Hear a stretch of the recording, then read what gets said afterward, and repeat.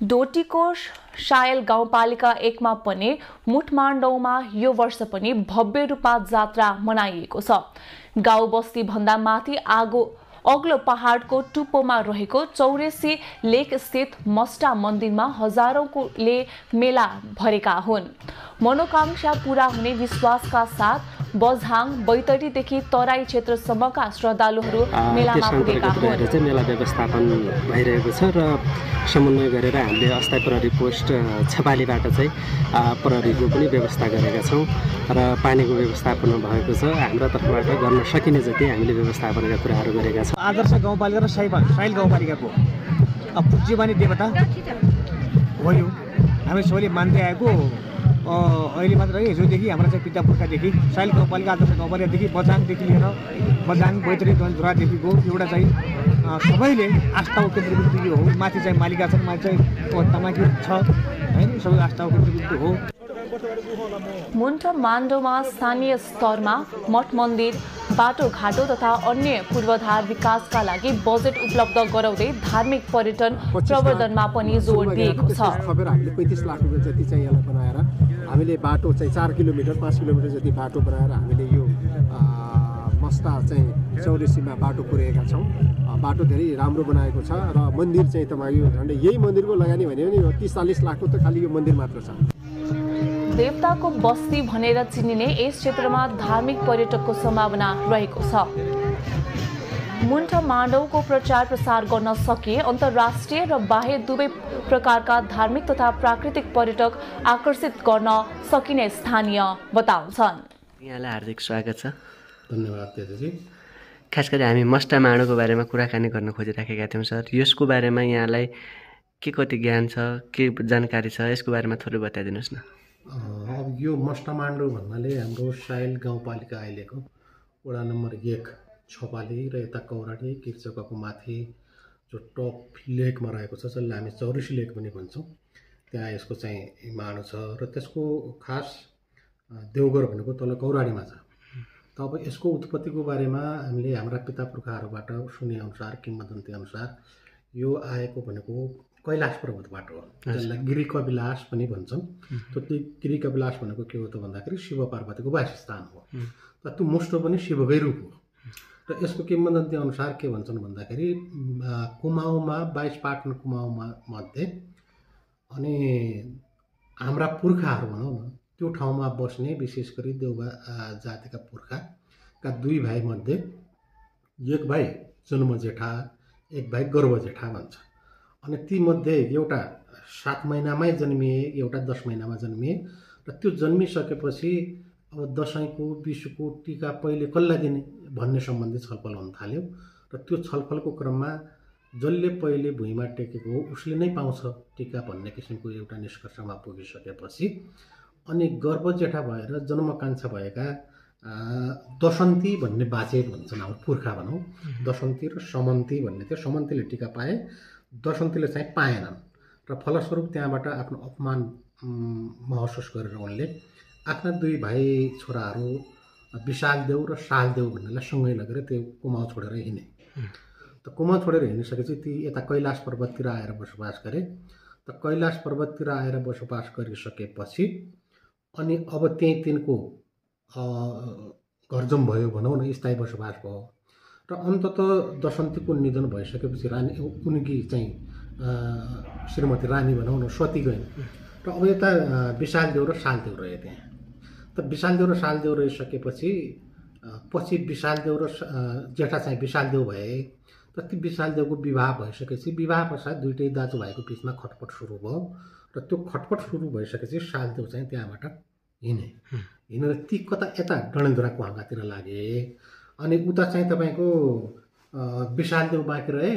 विशालदेव बाँकी रहेपछि उनले पनि त्यहीँ घरजम गरे र उनीबाट अर्जुन देव भन्ने अर्का चाहिँ सन्तान जन्मे र उनी मर्दाखेरि आफ्नो भाइ यसरी हराएको हुँदा कतै पनि फेला पारेन नसकेपछि उनले मर्ने बेला चाहिँ तिम्रो काका यसरी बेपत्ता भएका हुन्, सकिन्छ भने चाहिँ खोज्नु भन्ने किसिमले उनले केही जानकारी, केही सूचनाहरू दिए र पछि अर्जुन देव काकाको खोजीमा आउँदा यता डडेलधुरा साइडतिरबाट उनले कता पत्ता लगाए। अब त्यहाँ पत्ता लगाइसकेपछि यो हाम्रो के भन्छ यो कैलोपाल जहाँ जहाँ ती बसे त्यो अर्जुनदेव त्यहाँबाट निस्किँदाखेरि एउटा राम्रो शिला आफूलाई मनपर्ने शिला त्यही सायद त्यो अहिलेको जो हामी शालिग्राम भन्छौँ त्यस्तै किसिमको हो कि सानो छँदाखेरि खेल्ने किसिमको त्यस्तो शिला पनि झोलामा हालेर आएका भनेर भन्थे। अनि जहाँ जहाँ तिनीले बास बसे त्यो ठाउँमा कुनै न कुनै रूपमा त्यो शिवको रूपमा पूजा गर्ने चलन छ। र ती डडेलधुराको यता रोखला भन्थ्यो, अहिले रुवाखोला भन्छ कि सायद त्यही हो जस्तो लाग्छ मलाई। रोखला भन्ने ठाउँमा दुइटैको चाहिँ भेट भइसकेपछि त्यहाँ बसे, काकासँग चाहिँ भलाकुसारी भयो, चिनजान भयो। उता कुमाउँदेखि नै फर्केर आउँदाखेरिका सबै कहानीहरू बताइसकेपछि दुइटैले चाहिँ एक आपसमा मेरै भतिजा हो भन्ने यकिन गरिसकेपछि अनि त्यहाँ बसे। काकाको पनि निधन भयो त्यहाँ। अनि भाइहरूलाई सम्झाइ बुझाइ गरेर उनी फेरि पुनः त्यहाँबाट चाहिँ आफ्नै वासस्थान उतै कपिलासतिर जान्छु भनेको यता सिलगढी हुँदै खप्तड हुँदै बजारको ढटार भन्ने ठाउँमा पुगे। त ढटार भन्ने ठाउँमा पुगिसकेपछि अब उनी त फेरि पुनः कैलाशतिर जान खोजिरहेको थियो। तर कैलाशमा बुवाको पनि निधन भयो, आमा पनि सतिकन, भाइ पनि चाहिँ भागे।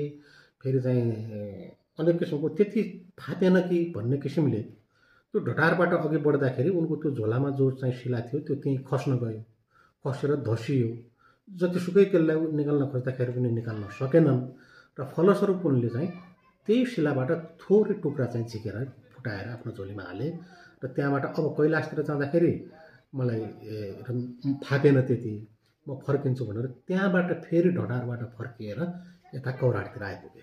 त्यसले मस्टाको मेन खास खम्ब त्यो शिलालिङ्ग भनेको त्यो ढटारमा छ भन्छन् अहिले पनि। त्यसैले ढटार मस्टा भनेर भन्ने चलन छ त्यहाँ। र त्यहाँबाट आइसकेपछि चाहिँ तपाईँको यो कौराडीको एउटा माथि लेक छ हाम्रो यता कौराडी, उता गिर्चौका सौखोला पर्छ। त्यो गुन्डुस्काको धार भन्ने छ होइन। त्यो धारमा पहिलो स्थापना गरेको भन्छ है पूजाआजा गर्ने त्यहाँ। अनि तल जो कौराडीमा रहेको देवघर छ संक्षिप्त पूजा गर्ने त्यहाँ, दैनिक पूजा गर्ने देवघरमा, अनि यो पर्वमा पूजा गर्ने चाहिँ त्यो ठाउँमा। र त्यो ठाउँमा बसिसकेपछि अब मस्टालाई के मानेको छ भन्दाखेरि यता फेरि भगवतीको भाइ पनि मानेको छ, मालिकाको भाइ है। त्यही हाम्रो तामागिरी मालिका पनि छ यता पूर्वतिर, त्यसको पूर्वतिर मालिका छन्। अनि त्यो गुन्डुस्काको धारमा बाजे चाहिँ अर्जुन देव जो भन्यौँ हामीले, ती बसेर के अरे रात सुतेको बेलामा मालिका माताले चाहिँ अब अलिकति म चाहिँ अग्लोमा भएँ, तिमी डाइरेक्ट तल भयो, अब यसो हेर्दाखेरि कहिलेकाहीँ म पनि बिहान बेलुका अब यस्तो हुन्छ नि यस्तो नाङ्गो फुङ्गो भन्ने किसिमको हुन्छ। त्यसैले अलि मलाई अड लाग्न थाल्यो, अप्ठ्यारो लाग्न थाल्यो, तिमी त्यो ठाउँ छोडेर अर्कै ठाउँ सर भन्ने किसिमको सपना भइसकेपछि त्यहाँबाट बल्ल अहिलेको जो मुस्टामाड छ चौरसी लेक भन्ने त्यहाँ सरेको भन्ने भनाइ छ है। त्यो पुरानो जो गुन्डुस्काको छ त्यसको अहिले पनि भग्नावशेष छ त्यहाँ। हामी लेकतिर यसो भैँसी चराउन जाँदाखेरि गोठाला जाँदाखेरि त्यसको त्यो मानवको भग्नावशेष यद्यपि अहिले छँदैछ। अब यो पुरातात्विक स्रोतहरू हुन्, ऐतिहासिक स्रोतहरू हुन्, यिनीहरूको संरक्षण चाहिँ हुनु पर्थ्यो। सबैतिरबाट त्यो हुन सकेको छैन। कमसेकम त्यतिलाई मात्र घेरा हालेर घेरबार हालेर त्यसलाई संरक्षण गर्न सकेको खण्डमा त्यसबाट पनि धेरै किसिमका कुराहरू हामी पत्ता लगाउन सक्छौँ होला जस्तो लाग्छ। त्यसमा अब जाउँ सर, यसको अब यो उत्पत्तिका कुराहरू चाहिँ हामीले जान्यौँ। योसँग त्यति बेला कसरी पुजिन्थ्यो, यसको कुनै त्यस्तो विशिष्ट जात्रा के त्यस्तो पर्वसँग कुनै केही प्रक्रिया सर्क्रिया के थियो कि के थियो, कस्तो थियो त्यति बेलाको कुरा? विशेष गरी चाहिँ तपाईँको यसमा जेठ शुक्लाष्टमी भयो, भाद्र जन्माष्टमी भयो, त्यसपछि कार्तिक शुक्लाष्टमी र चैत्र शुक्लाष्टमी, चारवटा पर्व हुन्छ। र यसमा विशेष गरी मेन भूमिका भनेको कृष्ण जन्माष्टमीलाई खास जन्मिएको उत्पत्ति भएको भनेर त्यसलाई महत्त्व दिइन्छ। कार्तिक शुक्लाष्टमी भनेको मेला पर्व लाग्ने, दर्शनार्थीहरू टाढा टाढाबाट आएर मेला भर्ने, यी दुईटा पर्व बढी चर्चित छन्। बाँकी जेठ शुक्लाष्टमी र चैत्राष्टमी चाहिँ सामान्य पूजाआजाबाट यो सकिन्छ। त यो पूजाआजाको लागि पनि सुरुवात चाहिँ तपाईँको अब त्यहाँ स्थापना भइसकेपछि पूजाआजाको लागि त पुजारी त चाहियो। अनि पुजारी कहाँबाट ल्याउने त भन्दाखेरि सुरुको पुजारी भनेको हाम्रो यता ऐलीका भाटहरू भनेको छ होइन, भट्ट भाटहरू भनेको छ। तर खै के कारणले गर्दाखेरि हो त्यो कुन एउटा जेठको महिनाको यो जेठ शुक्ल अष्टमी पुज्न जाँदाखेरि अब चोखो भएर जानुपर्ने, व्रत लगेर जानुपर्ने, एकचित्त भएर जानुपर्नेमा पुजारी घाममा तल उकालोमा आउँदाखेरि कुन ठाउँमा चाहिँ तपाईँको पहेँलपुर अमिला पाकेको देखे अनि आहा यो अमिला खान पाए त हुन्थ्यो, आज त्यहाँ जात नभइदिएको पुज्नु नभइदिएको भए त म खाइहाल्थेँ भन्ने किसिमको मनमा त्यस्तो लोभ पलायो। र पलाइसकेपछि पूजा गर्न त्यो गभीरभित्र जाँदाखेरि गर्भगृहभित्र जाँदाखेरि त्यहाँ उनी त्यो उल्टी गरेर पुरै त्यो अमिलाका फेस्टा भन्छन् नि त्यो निकाल्न थाले। अनि पछि आफ्नो बदनाम भयो पुजारीको। भइसकेपछि त्यो वर्ष त्यत्तिकै फर्के। दोस्रो साल पूजा गर्न जाँदाखेरि मेरो यत्रो बदनाम गरिसकेपछि अब यसलाई पनि म छोड्दिनँ भन्ने किसिमले कुनै बाबासँग तन्त्र मन्त्र गरेर सरसिउँ तोरी भन्छ नि त्यो मन्त्र गरेर दोस्रो पर्व पुज्न गएका। र त्यो पुज्न जाँदाखेरि अब देउताले अर्को देउताले थाहा पायो। अब यो यहाँ कस्तो छ भन्दाखेरि यो किसिमको अहिलेको संरचना हेर्दाखेरि एक किसिमको धार्मिक राज्य हो क्या त्यो। मष्टा देवता राजा हुकुम भन्ने छ। अहिले पनि धामीको मुखबाट हुकुम छुटे भयो भन्ने चलन छ। र त्यसका कार्यबाही अरू देवताहरू जसरी अहिले मन्त्रीमण्डल जस्तै लाटो भन्छौँ, झलल्या भन्छौँ, डाँडाबाघ भन्छौँ, असङ्खी भन्छौँ, ती त्यसका चाहिँ सहयोगी हुन्। अनि पछि यता लाटा देवता कि अथवा कुन देवताले थाहा पायो पुजारीले हातमा यसरी लगेर गएको छ भनेर। अनि पुजारीलाई ब्राह्मणहरूलाई भन्दाखेरि देव भाषामा ताक्ला भन्छ होइन। तब उनी चाहिँ चलेर ताक्ला बाँ उफा भनेको मात्र त्यो मुठी खोल के छ तेरो हातमा भनेर भन्दाखेरि अनि ती पुजारीले चाहिँ पछाडि केही छैन मेरो हातमा भनेर यसरी तल फाले पछाडि। त त्यस पछाडि फाल्दाखेरि त्यो खर्सुको बोट छ एउटा, त्यसको बोटको तल ठुलो चाहिँ एउटा किसिमको खाड्डल पऱ्यो त्यहाँ भस्म त्यो पर्या हुनाले। त एउटा नङभित्र एकजना चाहिँ गयो र त्यो एकजनाले पनि त्यहाँ भोक लगाउने थाल जो शिला हुन्छ त्यसमा पर्दा त्यो टुक्रिएको छ भन्छन्। अब त्यहाँ हामी त जान पाउँदैनौँ। त्यहाँ मेन जाने भनेको भाँडै पुजारी पूजा गर्न जाँदाखेरि त्यहाँ त्यो टुक्रिएको छ भन्छन् है। अब त्यो कस्तो छ त्यो उहाँहरूलाई थाहा होला। र यसरी त्यो भइसकेपछि अनि ती छुटे। अब यसो गर्नेलाई पुजारी त गर्नु दिनु भएन। त्यसपछि फेरि को आयो भन्दाखेरि हेर्ने गाडा भन्छ नि हाम्रो आदर्शकै ओझाहरू गएर नित्य पूजा गर्न थाले। बिचमा पर्ने साइलीगाड होइन। अब त्यो भदौको महिना अहिलेको जस्तो पुलिसहरू थिएनन्। अनि उनले चाहिँ बिन्ती चढाए, महाराज म चाहिँ आउनु सक्दिनँ नियमित रूपमा, म टाढाको मान्छे, यस्तो यस्तो छ, मलाई चाहिँ मुक्ति दिनु पऱ्यो भनेपछि ल मेरो पूजा तैँले त्यतै गर्नु, म त नभए पनि मान्छु भनेर त्यो हिँड्ने गाडीका ओझाहरू पनि त्यहीँ रहे है। र त्यसपछि आए यता भैरो। हाम्रो यो गिरिचौकमा छ एउटा भैरो भन्ने ठाउँ, भैरी भन्ने ठाउँ छ। त्यहाँ पनि ओझाहरू छ। उहाँहरूलाई चाहिँ त्यो जिम्मेवारी दिइयो। अब समस्या के भयो त भन्दाखेरि यताको छपाली कौराडीको मुष्टामाण्डो र गिरिचौकाको तेडी दुईटैका पुजारी उनै हुन पुगे। पर्व पर्न थाल्यो सँगसँगै। अब एक ठाउँ पुजेर अर्को ठाउँ भ्याउनु गाह्रो हुन थाल्यो। र त्यो गाह्रो भइसकेपछि त्यो गाह्रो अप्ठ्यारो चाहिँ उनले सुनाइसकेपछि ल ठिकै छ त भनेर त्यसपछि आए हामी दहकालिकाका दालहरूसँग। दालहरू पुजारीमा नियुक्ति भए। र दालहरू पुजारीमा नियुक्ति भइसकेपछि समस्या त्यहाँ के आयो त भन्दाखेरि पुजारी भनेको शुद्ध पूजा बाहेक केही नगर्नुपर्ने। तर ती पुजारी यता कतै सुतक पनि पनि जाने, जुठो चोखाउन पनि जाने, पूजामा पनि जाने। त्यो कुरा पत्ता लगाएपछि फेरि यो शुद्ध बाबन भएन, यसलाई त अर्को खोज्नु पऱ्यो भनेर त्यसपछि बल्ल यता सातलाका कापडीहरू त्यसपछि भाव होइन। अहिले पनि निरन्तरता सातलाका कापडीहरूबाट चाहिँ यसरी त्यो पूजाआजाको चलन चाहिँ त्यसरी सुरुवात भएको हो भनेर भन्छौँ हामी। अनि अझ पहिले त शिला पूजा मात्र हुन्थ्यो, धामीसामी थिएनन्। पछि तेस्रो अर्जुनदेवको तेस्रो चौथो पुस्तापछि आएर दुईवटा भाइसँग यो ऱ्यादेव र भ्यादेव भन्ने, राणादेव र भानादेव पनि भन्छन्, ऱ्यादेव र भ्यादेव भन्ने छन्। भ्यादेवमा चाहिँ अवतार भयो। अब मान्छेमा अवतार हुन थाल्यो मस्तो। हिजोसम्म शिला पूजा मात्र गर्ने, अब मान्छेमा नै अवतार भयो। त मान्छेमा अवतार भइसकेपछि अहिले पनि तपाईँ देख्नुहुन्छ मस्टाको धामी नाच्छन् बिहामा होइन। त्यो बिहानको जब मस्ट अवतार हुन्छ कानमा लगाएर मस्ट नाच्दाखेरि चाहिँ उसले चाहिँ नाच्छ।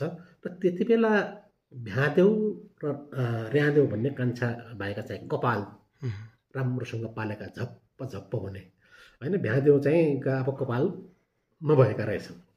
अनि त्यो धमेलो त्यो आइसकेपछि दुइटै भाइ राति त्यहाँ के भन्छ खर्गमा लेकमा चाहिँ बसेका। अब जेठा भाइलाई प्रायः जसो काममा लगाउने नि त, कान्छा भएसम्म कान्छाले गर्छन्। अनि बिहानै उठेर कान्छा भाइ ती ऱ्यादेव भन्नेवाला चाहिँ मदानी मथ्ने है, छाइ पाड्ने भन्छ नि हाम्रो, त्यो चाहिँ मदानी मन्दाखेरि तिनका कपाल झप्रप यता झप्रप यता खुब आकर्षक तरिकाले त्यो भ्यादेवलाई चाहिँ आहा कति मजाले झपर्किरहेको छ यसका कपाल जस्तो लागेछ। अनि उनले भनेछन् आहा मेरा जस्तो धमेलो तेरा जस्ता कपाल भइदिएको भए त कति स्वयं थियो भाइ भनेर भनेछन् अरे है। त्यति भन्दै अब मष्ट देवताको चित्त दुख्यो कि के दुख्यो। दोस्रो पर्वमा उनीमा अवतार भयो। अब भ्यादेवलाई त भएन। अब त्यसपछि भ्यादेवले फेरि चित्त दुखाए, यत्रो 18 खाने महाराजले छोड्यो मेरो चाहिँ त्यति भन्दैमा भने मेरो यहाँ बस्नु ठिक छैन भनेर उनी हिँडे त्यहाँबाट। हिँडिसकेपछि देउराको बाटो भएर जाँदै थिए, मसानी लाग्यो बाटोमा भन्छन्, सर्पको भेषमा चाहिँ मसानी लाग्यो रोक्नको लागि। अनि कम्मरबाट खुकुरी निकालेर यत्रो 18 खाने महाराजले छोडिसक्यो, अब त के फाँडो चाट्टे कि त्यसलाई के भनेर रोकिन्छु भनेर काटिदिए। त्यसले भेडेर नदीमा फाल्यो। त्यहाँबाट कति दिन कति रात बगेर दिपाई लाएर उत्रिए भन्ने चाहिँ किम्बदन्ती होइन। अनि त्यसपछि दिपाई लाएर उत्रिएपछि फेरि तिनी गएपछि त्यही बाटो भएर गए, पारी कता उता काजक्रिया गरिसकेको छ मऱ्यो भनेर। अनि यता मेल्लेकको बाटो भएर जाँदाखेरि बाँसुरी बजाउँथ्यो अरे। बाँसुरी बजाउँदाखेरि बजे उनीकै आमा चाहिँ हाम्रो गाजो काट्ने घुड काट्ने भन्छ नि मेलामा, त्यहाँ गएकिन त्यो मेल्लेकबाट बाँसुरी बजाउँदाखेरि मेरा छोराको जस्तो चाहिँ छ यो बाँसुरी, यो अहिले त्यो मेरो छोरा छँदैछ क्या हो, यसको काजक्रिया नगरौँ भन्ने किसिमको कुरा गरेको भन्छन् होइन। अनि अब मान्छेले मानेनन्। अब को नदीबाट झरेको पनि देखेकै हो, बगाएको पनि देखेको हो, अहिलेसम्म कहाँ बाँच्यो होला भनेर उनको सद्गति गरिदियो। अनि त्यही बाटो आएर हाम्रो घरभन्दा पारिपट्टि पाइटको गोडो भन्ने छ, त्यहाँ ग्वालाहरू सिरुको पात आफ्ना आफ्ना बोकाको घाँटीमा लगाएर खेल खेल्ने सानो छँदाखेरि काट्टे सिरुपात मस्टावतार भनेर खेल्दै गएका। त ती बाजे त्यहाँ ठ्याक्क पुग्ने बित्तिकै उनलाई देख्ने बित्तिकै त्यो सिरुको पातले पनि चट्टाचट बोका काटेन थाले। आत्तिए ग्वालाहरू के भयो कस्तो भयो भनेर। अनि ती बाजेले चाहिँ चिन्ता नगर, यसो यसो मान्छे आएको थियो भनेर भन्नु। अनि भनेर त्यो टाउका चाहिँ आफूले लगेर गए, त्यो ढेड चाहिँ तिनीहरूलाई चाहिँ घर लगेर जानु भनेपछि गाउँमा छलफल भयो, ए यो त अझै छँदैछ कि भन्ने किसिमले होइन। र त्यो भयो भन्छ त्यो हाँगाबाट त्यति बेलादेखि अर्को हाँगामा सर्यो। अब तपाईँलाई अहिले थाहा होला गाउँमा दुईवटा सिरा परेको छ है, एउटा अष्टमी एउटा नवमी भन्ने। अस्ति पर्व भएको चाहिँ नवमीको पर्व हो जो हाम्रो भर्खर सकियो। त त्योभन्दा अगाडि अष्टमीको जाँच हुनुपर्ने हो। माथि गाउँतिरको दाजुभाइहरू र घट्टाखोलातिरको दाजुभाइहरू जो भन्छन् नि, त्यहीँबाट हो यो भानादेउ अथवा भ्यादेउ भनेको यता घट्टाखोलापट्टिका दाजुभाइहरूको बाजे भए, राणादेउ भनेको चाहिँ तपाईँको अहिले जो धामी छन् उतापट्टिको बाजे भए। हुन त एउटैका सन्तान हुन्। अनि त्यो आइसकेपछि कालान्तरमा धेरै पछि आएर त्यो अहिलेकै कुरा हो, यो त जब यताका धामी बिते त्यहाँ पछि एउटा पर्वमा एउटा हाँगामा जाने, अर्को पर्वमा अर्को हाँगामा जाने भन्ने किसिमको त्यसरी सिलसिला चल्यो। यो धामी भएसम्म यो अर्को धामी बाँध्दाखेरि अर्को हाँगामा त्यो सिलसिला चल्ने क्रममा अब यता पछिल्लो चरणमा चाहिँ तपाईँको अहिले दुईटै नरी नै हुन् धामी होइन। यताकोलाई जो नक्कली धामी भनेर भन्छन् तपाईँलाई पनि थाहा छ, उनको नाम पनि नबाटै, उनको नाम पनि नबाटै हो। अब त्यहाँ संयुक्त रूपमा जाँच हुँदाखेरि हामीले सुनेअनुसार भइदिएछ के भन्दाखेरि यसको फेरि तपाईँको अन्य सहयोगी पनि छन्। यता सौखोला, यता तहकालिका स्थान, छपाले, गोर्खाल भन्छ चल्ने। त्यही त कुन कुन चाहिँ पूजा गर्नका लागि त्यहाँको धर्मालुहरू चाहिँ दर्शक चाहिँ सबै हुने भए त्यहाँको अलिकति लाग्ने भनेको मान्छे भनेको चाहिँ तपाईँको सहयोगी भनेको यता तहकालिकाका बाघहरू, अनि यता गिरिचौकाका ओली र बोहराहरू, छपालीका चाहिँ रोकायाहरू, यी मेन हो गोर्खालाहरू। त्यो किन गरिएको हो त भनेर यसो बुझ्दाखेरि जस्तै त्यसको क्षेत्राधिकार भनेको मस्टाको त्यहाँको क्षेत्राधिकार भनेको देउरादेखि लिएर दिपाइलसम्म होइन। त अब यता दिपाइलतिर जो पाठाभोग भन्ने गर्छौँ हामी, त्यो पाठाभोग गर्न आउँदाखेरि त गाड तराउने मित्र पनि चाहियो, गाड तराउने मान्छे पनि चाहियो। त गाडको नजिक को बसिया छ त भन्दाखेरि बाघहरू छन् होइन। देवताको सामग्री पूजा सामग्री गाड तराइदिने। अनि यता तल्लापालीतिर भनेको चाहिँ गिरचौकातिर गएपछि त्यहाँको चाहिँ रेखदेख गर्ने कुराहरू उहाँ गिरचौकाका दाजुभाइहरू, यता देउरातिर जाँदाखेरि छपालीका दाजुभाइहरू, यसरी ती देवताले चाहिँ आफ्ना कार्यबारे भनौँ न नियुक्त गरेको त्यो एक किसिमको राज्य स्थापना हो। बजाउने मान्छे चाहियो, बजाउने मान्छे त्यहाँ छैनन्। त अहिलेका जो हाम्रा दमाई जातिहरू छन् बजाउँछन् दाजुभाइहरू, उहाँहरू भनेका खाती हुन् भन्ने सुनेको थिएँ मैले है। सुरुका खाती परिवार मस्टहरूलाई चाहिँ बजाउन चाहियो। बजाउन चाहिएपछि कहाँबाट ल्याउने के ल्याउने, अनि कता कता यो चाहिँ हाट गएको बेला अनि दुई भाग लगायो राँगा र बोकाका। अनि उनीहरूको एक किसिमको छलकपट हो यो पनि देवताले गरेको होइन। अनि कोही नहुँदाखेरि त्यही खाती परिवारको महिलाहरूलाई ल आफ्ना आफ्ना भाग लगेर जाऊ भन्दाखेरि अब महिलाहरूमा त्यति सोच हुँदैन, जो ठुलादेखि उनी लगेर गए। र त्यसपछि चाहिँ मस्ट अवतार भएर ल तिमीहरूले चाहिँ यो के भन्छ राँगाको मासु खायो, अबदेखि तिमीहरू मेरो के भयो भनौँ न बजाउने चाहिँ कार्यबारे भयो भनेर त्यति बेलादेखि त्यो अछुतको भावना, पानी नचल्ने भावना त्यहाँबाट आएको। त तर पछि त्यसको बारेमा उनीहरूले धेरै चाहिँ उ गरे, होइन हामीलाई यसो गर्यो उसो गर्यो जातिच्युत गर्यो भन्ने किसिमले प्रशासनिक कुरातिर अथवा मुद्दा मामिलातिर लाग्न खोज्दाखेरि पछि मष्ट देवताले नै त्यो मैले गरेको हुँ, व्यक्तिले गरेको होइन, तँलाई मेरै भाइ मान्छु, भाइ समान मान्छु, मेरो भोगकै दिन्छु भनेर अहिले पनि मष्टमाण्डमा दुधको भोगमा चलाएको पूजा पहिले त्यहाँ दमाईलाई दिइन्छ। किनभने नत्र दुध चल्दैन, तर मष्टलाई दिएको दुध त उसले चल्छ नि त, होइन?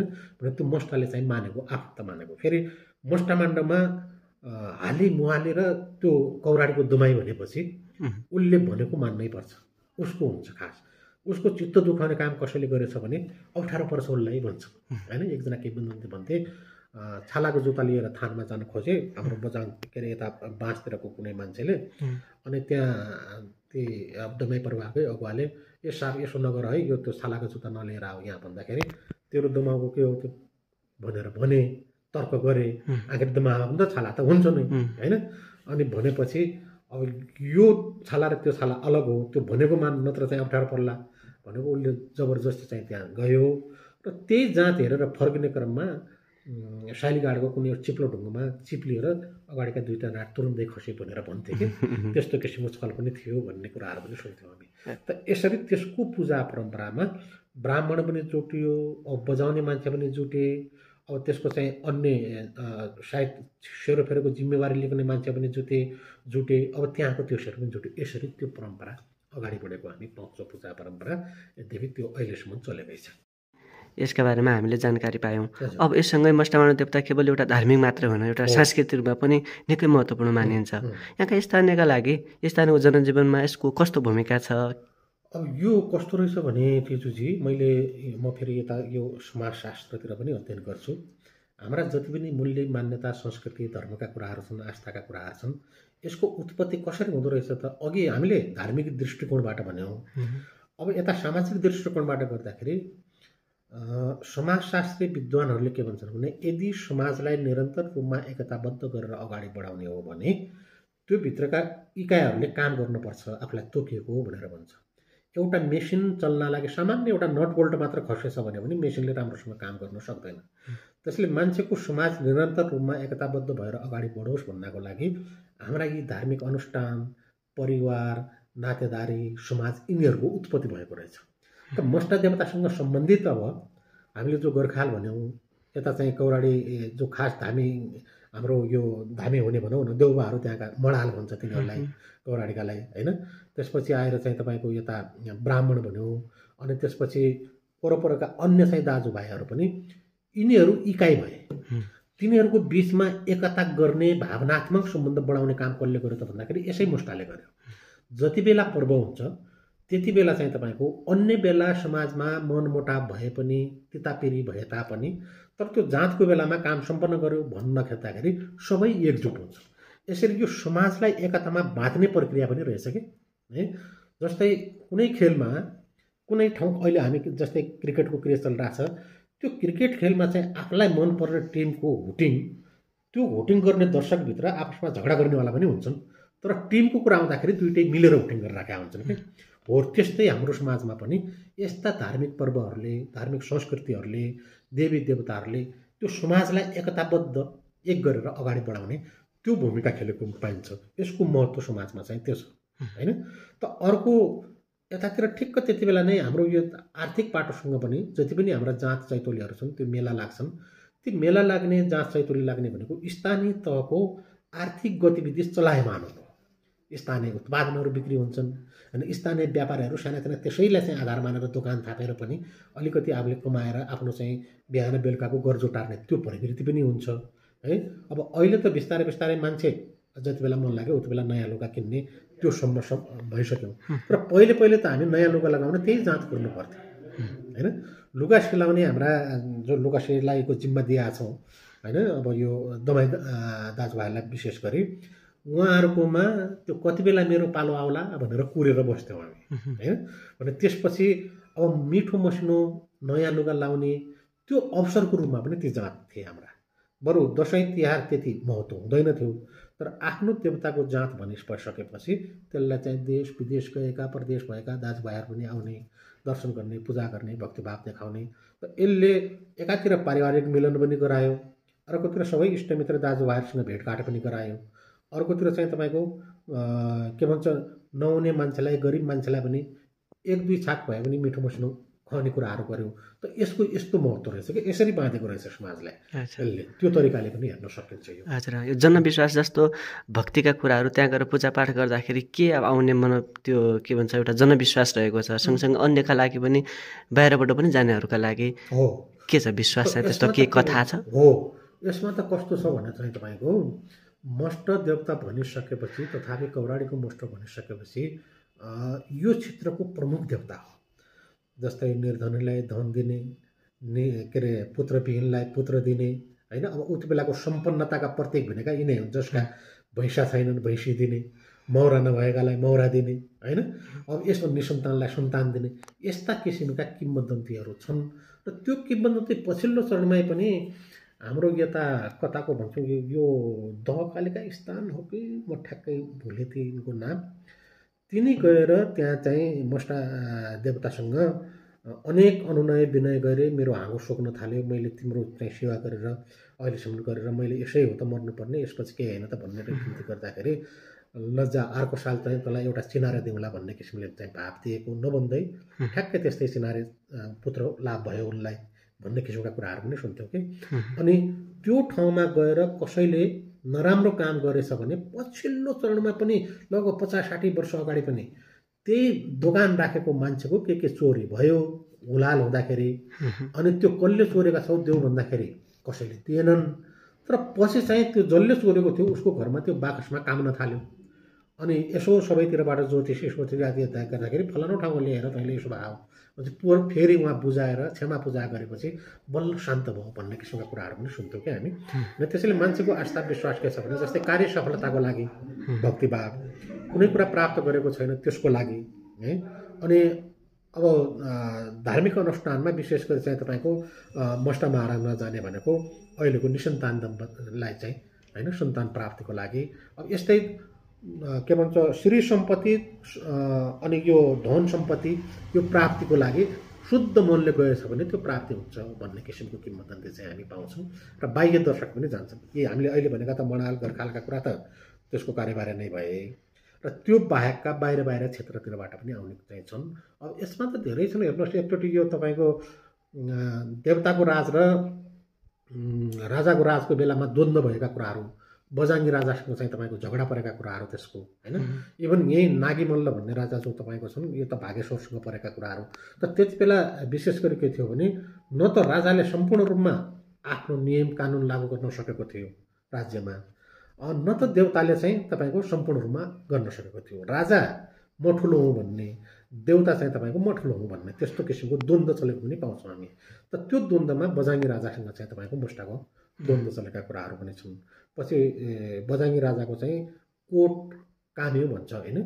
त्यो कोट कामिसकेपछि उनले पछि त्यहाँ चाहिँ क्षमा पूजा गरेर म हो। त्यसपछि त्यही बिचमा चाहिँ तपाईँको एउटा अर्को महत्त्वपूर्ण भनेको तिनै बजाङ्गी राजाले तिनै देवताको सेवा सुविधा गर्नको लागि एउटा चाहिँ कन्या केटी त्यहाँ चढाएका है। जो देवकेटी देवकेटा भन्ने चाहिँ आउँछ नि, हो त्यो त धेरै पछि लगभग हामीभन्दा अगाडिको 4-5 पुस्ता अगाडिको कुरा मात्र हो है। अब मनको कुरा भाकल गर्यो, देवतासँग त्यो बजाङ्गी राजासँगको झगडा पर्यो, झगडा परेपछि देवताले उसको छिन्न भिन्न चाहिँ गरिदियो। अब मेरो राज्य जोगाइदिए, मलाई चाहिँ यस्तो नगर, मैले जे गरेँ गल्ती गरेँ भनेर उनले अनि यो भाना भोकर भन्ने के दमाउ भन्ने होइन विभिन्न पूजा सामग्रीदेखि लिएर एउटा देवताको लागि चाहिँ सेवा सुविधा गर्ने कन्या केटी पनि चाहिँ ल्याएर चढायो। अब त्यति बेला चाहिँ बिचरा गरिबी समाज थियो, छोरी बेच्ने चलन थियो, पैसाको लोभमा चाहिँ होइन। तथापि राजाले भनिसकेपछि नै भन्न मिलेन। अनि कतैबाट हाम्रो यसै साइल क्षेत्रबाट भन्छन्, साइल क्षेत्रबाट नै ल्याएर त्यहाँ चढाइसकेपछि अब उनले त्यो जहाँ पर्वको बेला देवताको चाहिँ लिपपोत गर्नुपर्ने, सरसफाइ गर्नुपर्ने होइन, धामी भराउनेहरूसँगै जानुपर्ने त्यो पूजा सामग्री बोकेर। तर पछि उमेर बढ्दै जाँदाखेरि चाहिँ तपाईँको त्यहाँभित्र विकृति भयो है। जसरी काठमाडौँमा तपाईँको अहिले पनि कुमारी भन्ने छ जीवित देवीको रूपमा। त त्यो कुमारी कतिसम्म चल्छन् भन्दाखेरि रजस्वला हुने उमेरमा ती रिटायर हुन्छन्। त रजस्वला नहुँदै 7-8 वर्षको एउटा शाक्य वंश कि कसको एकको छोरीलाई नयाँ देवीको रूपमा चाहिँ त्यहाँ नियुक्ति हुन्छ। त्यस्तो भइदिएको भए सायद त्यो विकृति त्यहाँ भेटिँदैन होला। तर आजीवन उनले त्यहीँ बस्नुपर्ने, विवाह गर्न नपाउने थिए, देउताको मान्छे भयो होइन। त विवाह गर्न नपाइसकेपछि अब उमेर बढ्दै जाँदाखेरि तपाईँको चाहिँ युवा अवस्था बढ्दै जाँदाखेरि आखिर उसका पनि त आवश्यकता हुन्छन्, चाहना हुन्छन् होइन भने अनि त्यो अवैध किसिमको चाहिँ तपाईँको यौन क्रियाकलाप हो भने त्यहाँबाट चाहिँ सन्तान जन्मिने अब कसले लिने त वारस बिहारिस। फलस्वरूप उनीबाट छोरी जन्मिएछन् भने त्यसैमा चढाउने, अनि छोरा जन्मिएछ भने कोही कतै लाग्ने कोही कतै लाग्ने, यस्तो किसिमको प्रवृत्ति त्यहाँ देखा पर्यो। लगभग हामी छन्जेल, हामी जीवित छन्जेलसम्म पनि एउटा हामी को हुन्थ्यौँ, उनी पछि चाहिँ अहिले त बितिसक्नुभयो। उनीबाट जन्मेका सन्तान पनि कता कता इन्डियातिर कता छन् अरे। त त्यसरी त्यसको सुरुवात चाहिँ त्यो देउकी प्रथा त होइन नि, प्रथा होइन, हामी कहाँ प्रथा होइन, तर राजाले भाकल गरे, आफ्नो भाकल गरेको र त्यो मनोकामना पुरा भए बापत चढाएको घोडो पनि चढायो। इभन तपाईँहरूकै यताबाट पनि घोडो चढाएको छ, यताबाट पनि घोडो चढाएको छ होइन। त्यो चाहिँ धामीलाई घोडो चढाउने, त्यो घोडामा चढ्ने, धामी त्यहाँका धाराहरू हेर्नु भएछ भने त्यो घोडा बान्ने त्यो यद्यपि अहिले पनि छँदैछ है। यस्ता किसिमका कुराहरू चाहिँ त्यहाँ भएको हामी पाउँछौँ यो किंवदन्ती अनुसार। त्यसरी चाहिँ तपाईँको पछि यो बदाङ्गी राजाले त कति वर्ष यहाँ कुरो यो अहिलेका सल्लाह दरबारमा मन नलाग्ने, बाहिर बाहिर जाने, आत्तिने भन्ने किसिमका कुराहरू होइन। र यसरी पछि त्यो मोस्टासँग क्षमा पाकिसकेपछि बल्ल उसको त्यो राज्य थामियो भन्ने किसिमका कुराहरू पनि किंवदन्तीमा हामी पाउँछौँ। हजुर, अहिले जस्तो अब यो आधुनिक पुस्ताहरू सामाजिक सञ्जाल प्रविधिसँग बढी आकर्षित छन्, यसले हाम्रो परम्परा विश्वासमा कस्तो असर गर्छ जस्तो लाग्छ यहाँलाई? अब यस्तो छ, यसलाई टोटल्ली चाहिँ तपाईँको नेगेटिभ रूपमा पनि हेर्न सकिँदैन होइन। प्रविधिको जमानामा अब मान्छे समाज प्रविधि अनुसार परिवर्तन हुनुपर्छ र त्यही अनुसार हाम्रा मूल्य मान्यता संस्कृति पनि परिवर्तन हुनैपर्छ। यदि हामीले जडतापूर्वक पुरानो एकदम के भन्छ त्यसलाई यो हुनैपर्छ भन्ने किसिमको पहिले यस्तो थियो र हुनैपर्छ भनेर हामीले त्यसलाई थ्याक्ने प्रयास गरेछौँ भने समाज र त्यसको तालमेल मिल्दैन है। त्यसैले अब अहिलेको प्रविधिलाई चाहिँ दुरुपयोग पनि गर्नु हुँदैन, तर त्यसलाई सदुपयोग गर्दाखेरि जस्तै अहिले भने जस्तै हामीले अब यसमा धामी, भराणी अथवा चाहिँ तपाईँको बुढ्यौली यी तीनवटा पद हुन् मेन भनेका। उहाँहरूको जीवन कस्तो हुन्छ त भन्दाखेरि त्यसमा लागिसकेपछि, त्यसमा समर्पित भइसकेपछि बाँकी काम कुरो गर्नु उहाँहरूलाई अप्ठ्यारो हुन्छ। हलो जोत्नु हुँदैन, भारी बोक्नु हुँदैन, त्यसैको आयबाट त्यही देउतालाई चढाएकोबाट चाहिँ उहाँहरूको आय चाहिँ आर्जन जीवन निर्वाह भनौँ न त्यो गर्नुपर्छ। तर त्यो कति बेलाको कुरा थियो त भन्दाखेरि जति बेला संयुक्त परिवार हुन्थे, एउटैका 7-8 भाइ हुन्थे, त्यस्तै चाहिँ तपाईँको खेत हुन्थ्यो, भैँसी हुन्थे होइन। अनि त्यो 7-8 भाइ मध्येबाट कुनै एउटा मानव धामी छानिएछ भने त्यसलाई अरू भाइहरूले सपोर्ट गर्थ्यो, उनले चाहिँ केही पनि आफ्नो जीविकोपार्जनको लागि सोच्नै पर्दैन। तर अहिले त समाज त अब एकल परिवारमा रूपान्तरण भइसक्यो। इभन छोराछोरी एकातिर, आमा बुवा एकातिर, त्यो परिपाटी अधिकांशमा संयुक्त परिवार त अब चाहिँ विघटन भइसक्यो भने त्यो अवस्थामा यदि एकल परिवारको मान्छे त्यो जिम्मेवारीमा आएछ भने उसले आफ्नो जीवन निर्वाह कसरी गर्ने, त्यसको जिम्मेवारी कसरी निर्वाह गर्ने, यी गाह्रा अप्ठ्यारा त छन् नि त। हो, यसमा पनि केही सोच्नुपर्ने हो कि त्यसको लागि चाहिँ तपाईँको निश्चित हुनसक्छ त्यसको गुठी होला अथवा हुनसक्छ त्यसबाट केही निश्चित आय आर्जन हुने किसिमले त्यस्तो गर्न सकिएछ भने आफ्नो भक्तिभावमा बसेर, सत्यत्वमा भनौँ एक किसिमको बसेर, एकदम शुद्ध चोखो भएर बसेर यी कामहरू सम्पन्न हुन्छन्। त त्यो गर्न सकेनौँ भने त उहाँहरूले पनि आफ्नो परिवार पाल्न छ, जीविकोपार्जन गर्न छ, त पर बेलामा आउने यताउति गर्ने, बाँकी त काम उनले फेरि कोही कतै जाने सम्भावना त्यस्तो किसिमको रहेको छ। त्यसमा अलि सुधार गर्नुपर्छ कि जस्तो लाग्छ। र बाँकी अब यसमा अलिकति अमिल्दो मैले पनि बुझ्न सकेको छैन। सुरुवात चाहिँ दुधधारी भनेर भन्छन्, त्यहाँ दुधकै भोग लाग्छ मुष्टमाण्डवमा, तर त्यही देवताले फेरि पाठा भोग गर्छ। यो अलि अमिल्दो किसिमको होइन। दुधधारी भनेपछि रक्तधारी नहुनु पर्ने हो, तर त्यो रक्तधारी पनि हुन्छ फेरि यता देउरादेखि लिएर चाहिँ दिपालीसम्मको जो पाठाभोग भनेर भन्छौँ हामी, नयाँ धामी छाने चाहिँ त्यो पनि हुन्छ भन्थे। अहिले हाम्रो पालामा त हामीले देख्न पाएनौँ होइन। तथापि यो किन हो के हो भनेर म पनि अझै यसो खोज्दाखेरि त्यहीभित्र शिवका दुईवटा रूप छन्। एउटा शान्त रूप भनेको दुधधारी हो, रौद्र रूप भनेको त्यो पाठाभोग हो होइन। जति बेला शिव रिसाउँछन् अथवा चाहिँ तपाईँको रुद्र रूप धारण गर्छन् उति बेला ती रगत भोगी पनि हुन सक्छन्। त्यो मान्यता हो कि जस्तो चाहिँ मेरो आफ्नो फिलिङ। त्यो हो कि जस्तो लाग्छ मलाई। अनि त्यो कुराको पुष्टि एउटा चाहिँ फेरि यता चाहिँ तपाईँको यो हाम्रो मालिका जो अघि मैले बहिनी पनि भने त्यो मालिकामा चढाएको दुध मालिकाको पर्वको दुध तल अस्तवाला आउँछ, स्तनबाट आउँथ्यो। त्यहाँका चाहिँ बाबाले त्यो खिर पकाएर जुठा भाँडा थापेपछि बन्द भयो भन्ने किंवदन्ती पनि छ। अनि त्यहाँ मैले यसो विचार गरेँ, हाम्रो परिवारको मान्छे त्यो कौराडीको हामी जो देउवा परिवारको मान्छे त्यो गुफाभित्र जान पाउँदैन, त्यसको दर्शन गर्न पाउँदैन।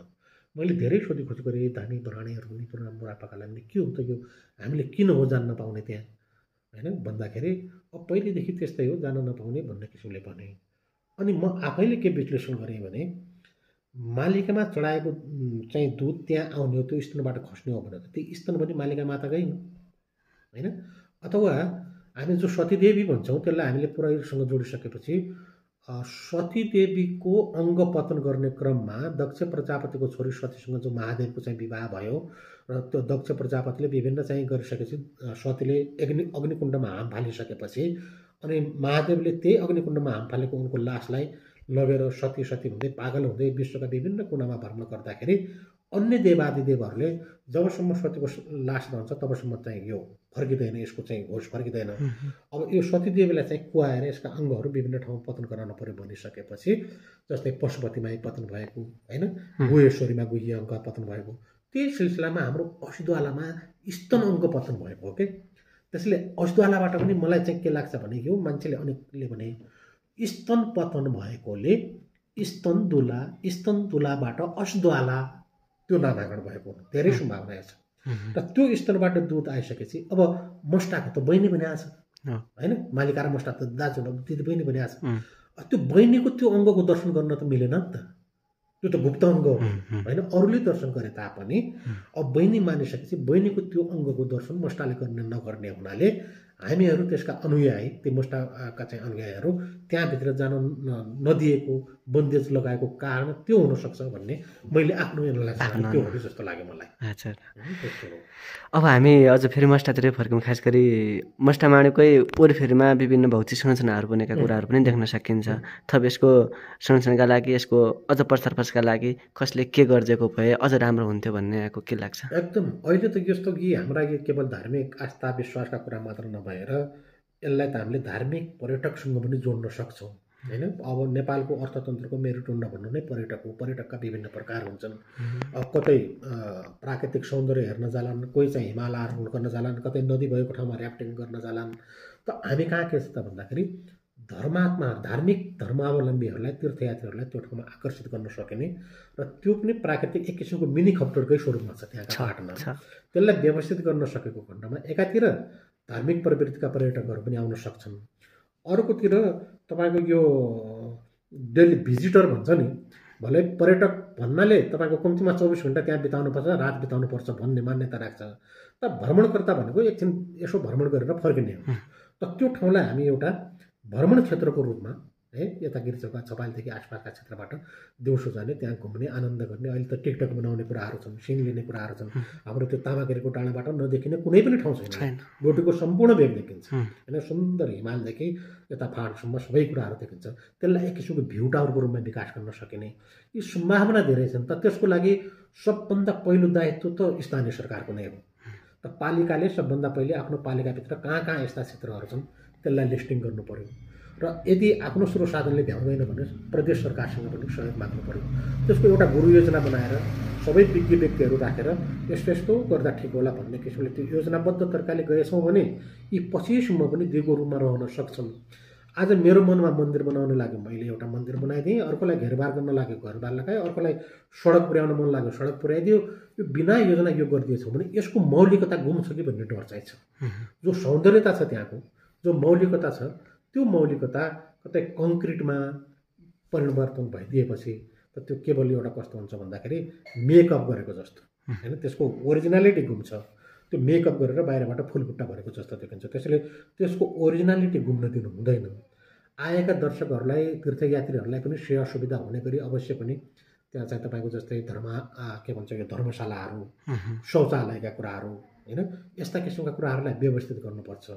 अनि विभिन्न पाटनहरूलाई कुन पाटनमा पिकनिक स्पट बनाउने, कुन पाटनलाई कुन ठाउँलाई चाहिँ भ्यू टावर बनाउने, यसरी ठाउँहरू क्षेत्रहरू तोकिदिएर त्यो गर्नुपर्छ र त्यहाँ भएका जस्तै यही चाडपर्व आदि इत्यादिमा भएका अब अहिले चाहिँ तपाईँको कि ड्राई फ्रुटहरू लग्ने बोतलहरू लग्ने जथाभावी फालिदिने अब भोलि हुनसक्छ त्यो एउटा फोहोरको डुङ्गुर भइदिएछ भने त त्यसको आकर्षण घट्यो त्यसैले ठाउँ ठाउँमा त्यसलाई पनि व्यवस्थित गर्ने किसिमका यी कुराहरू स्थानीय तहबाट र प्रदेश सरकारबाट होइन महत्त्वपूर्ण चाहिँ अगुवा त्यसको नेतृत्वदायी भूमिका स्थानीय सरकारले गर्नुपर्छ र सपोर्ट चाहिँ प्रदेश सरकारले गर्नुपर्छ भन्ने जस्तो लाग्छ।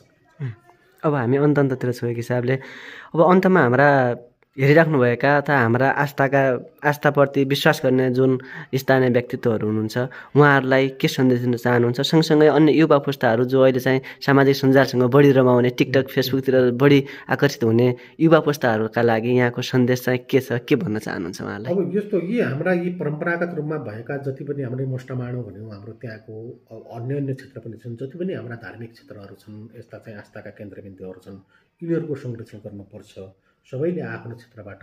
अहिलेको युवा पुस्ता जसरी हामी टिकटक बनाउनेदेखि लिएर प्रविधिसँग जोडिएका छौँ त त्यो बनाउँदै गर्दा कतै हामीले त्यसको वास्तविक रूपमा क्षति पुर्याइरहेका छौँ कि त्यतातिर ध्यान दिनुपर्ने हुन्छ। हामीलाई केवल त्यो टिकटक र आफ्नो भिडियो छायाङ्कनको हुन्छ र त्यो गर्ने क्रममा सामान्य एउटा उदाहरण मानौँ, त्यो गर्ने क्रममा एउटा बोट बिरुवाले छेकिदिएछ भने त्यसलाई त्यहीँ काटिदिने त्यो प्रवृत्तिले गर्दाखेरि त हाम्रो सौन्दर्यता गुम्छ।